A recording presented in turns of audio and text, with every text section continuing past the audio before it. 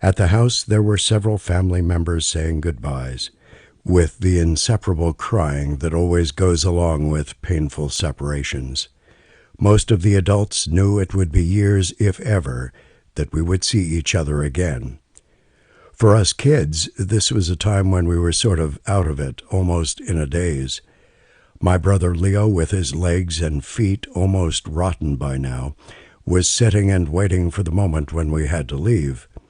Having lived all of our lives close to each other, and, as you saw on the previous pages, lived in relative comfort and security of our family, this was a traumatic moment. The next few days everything would be kind of hazy, as we were experiencing traumatic moments, and our lives would change forever. There are things that I will never forget, and which I write about here, but overall my memories are not as sharp as it is normally for me. My mother was especially distraught, for Grandmother Hortensia was very sad, knowing that her daughter and grandkids might never see her again. Mother and Grandmother had been very close through the years, and Grandmother had basically been my brother and I's mother, so this was a very difficult moment in our lives. It must be remembered that at this time in world history, the Cold War between the democratic West and Soviet communism was in full swing, with no end in sight. The Soviets and their satellite nations, such as Cuba, were deeply engaged in wars of expansion. For example, the many guerrilla wars to spread communism all over the world, and even in a direct invasion by the USSR itself of Afghanistan just a few months earlier. Families that had escaped communist nations and who had left family members behind would spend many years before it would be possible to visit and see their relatives again. So this was very much in the minds of all the adults as the last goodbyes were being said. Then came time to leave. We were not carrying any luggage, for the orders of the Cuban Communist government to anyone leaving were, "You leave just with the clothes you have on. Nothing of value, nothing at all." Earlier that morning, my father had dropped our paternal family home keys at the local Committee of Defense of the Revolution, the local Communist Party snitch's house on the block. All our possessions were left inside the house, everything, furniture, silverware, clothing, memories, everything. The government would later give possession of the house and everything in it to someone deemed worthy by them. A friend of the family, who had one of those old 1950s American cars, can't remember what model it was, that still ran in the city as a means of personal transportation, would give us a ride part of the way. The car pulled up to the curb right in front of Grandmother Hortensia's house, and so it was time for everyone to give those last hugs and kisses. We got Leo into the car first, for the conditions of his legs were really bad. Then the rest of us got in. The family friend was going to take us to one of the places where the government had set up pickup rally points, which were set up in different parts of the city. There we would turn over all documents like IDs, ration cards, etc. to the government.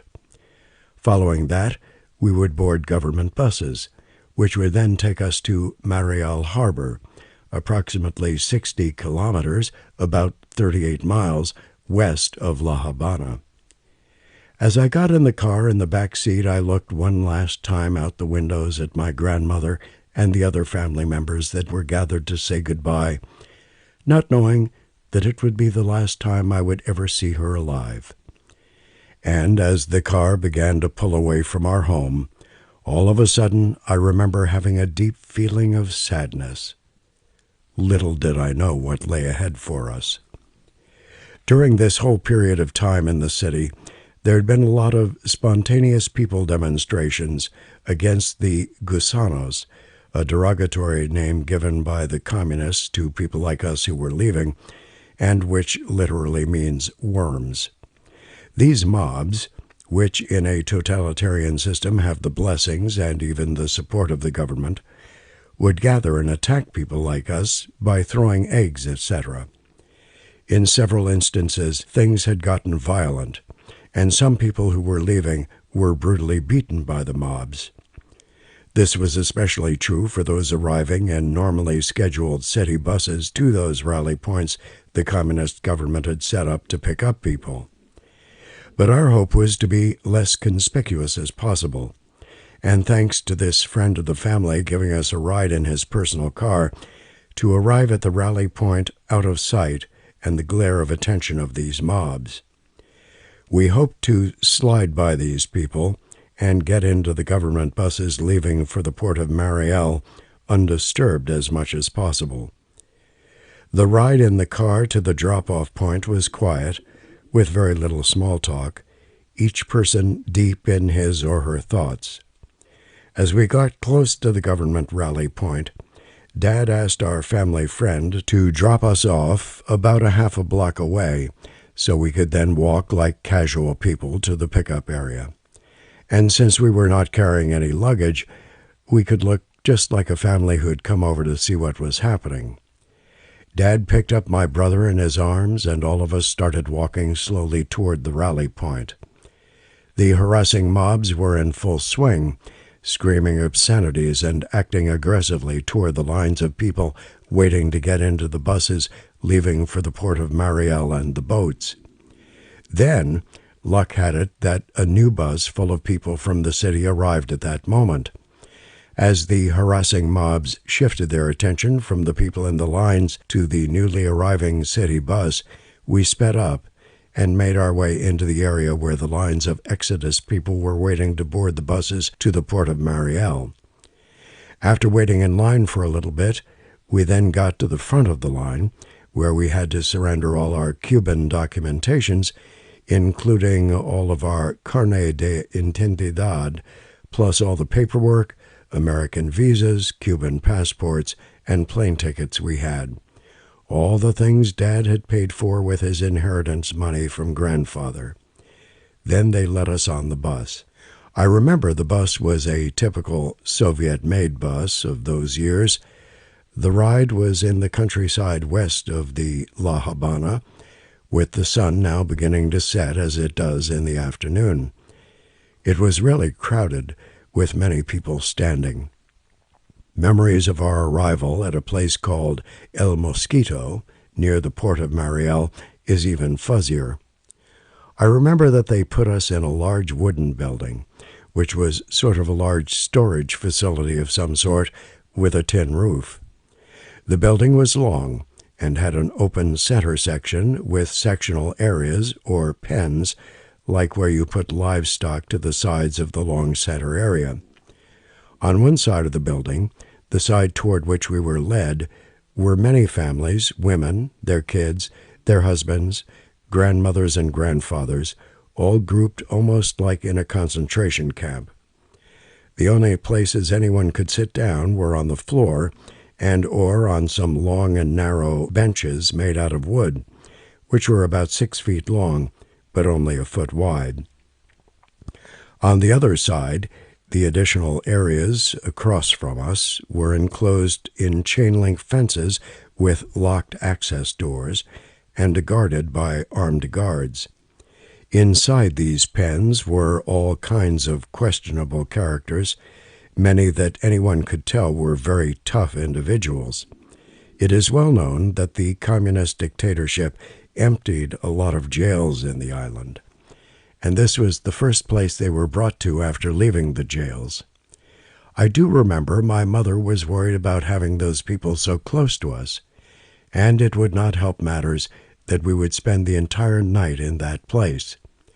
Dad would not sleep much that night, as he stood guard and watched over us.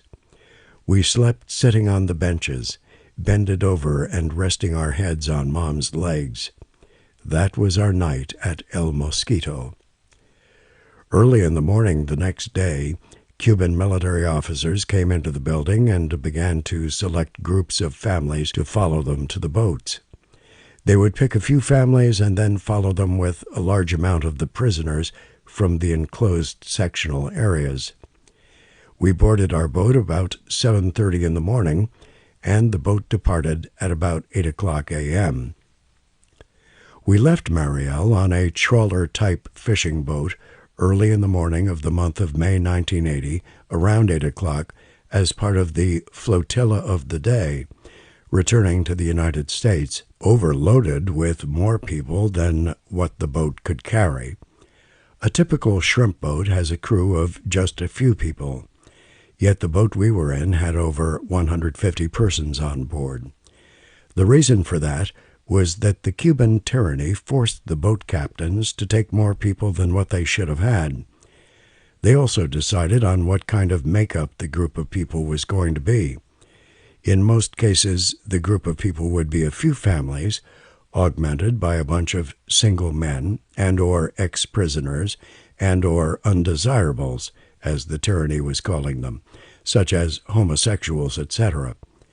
And so we began our trip to Key West. The trip lasted 14 hours due to the seas being a bit choppy.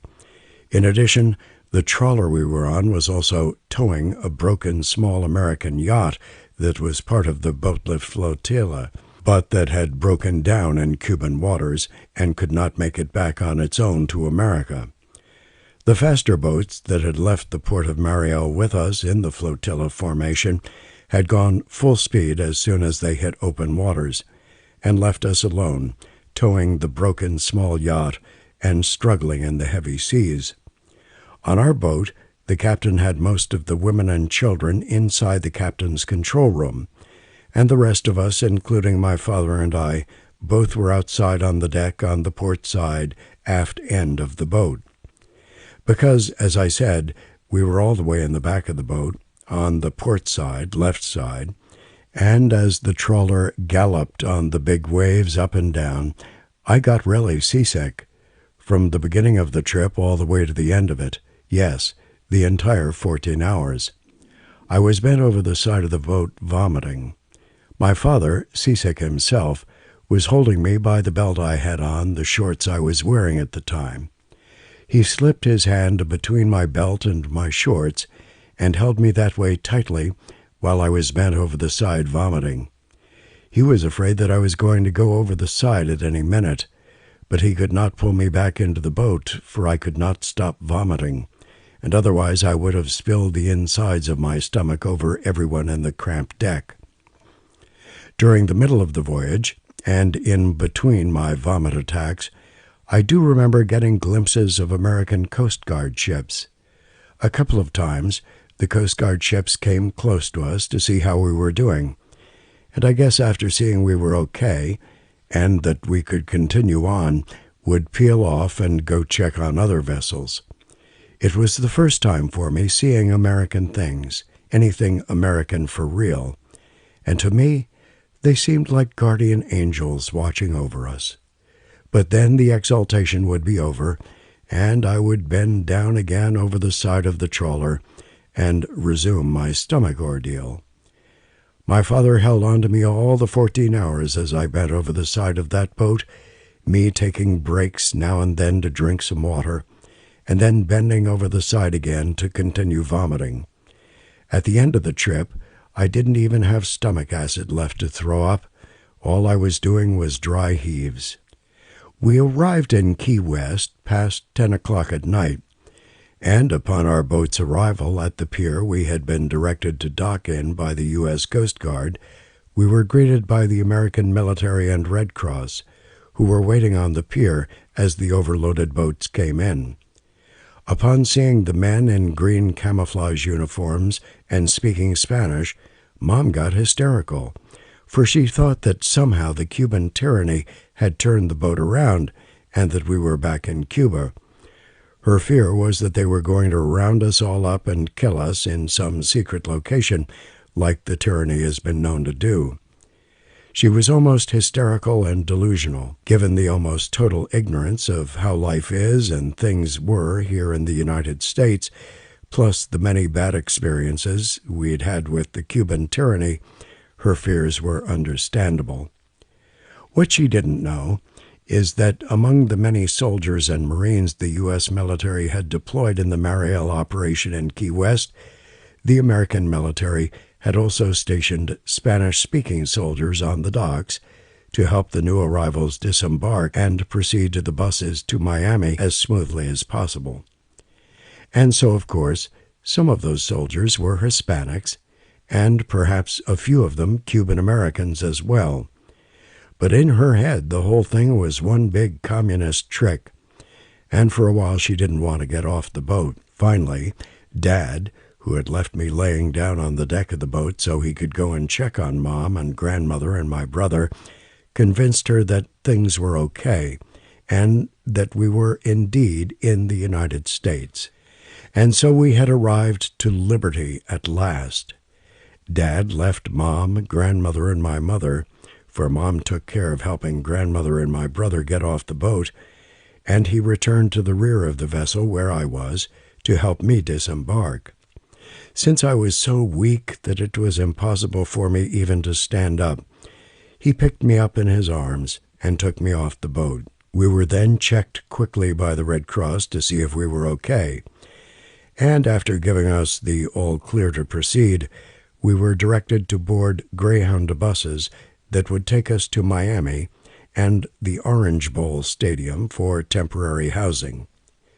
I don't remember much of those hours coming off the boat or our trip on the bus to the Orange Bowl in Miami, which lasted all night. I was very weak and dehydrated, and even up to this day, the events of that night, practically everything, is still a blur to me. One good thing happened right away, besides having arrived here in the United States, was that my asthma disappeared completely right after that awful boat trip. My mother used to say that perhaps the clean sea air had cleaned me out, and given all the vomiting I'd done all those 14 hours, in which I basically puked my brains out, perhaps she was right. The only sure thing was that for many years after Mariel, I didn't have another asthma attack again.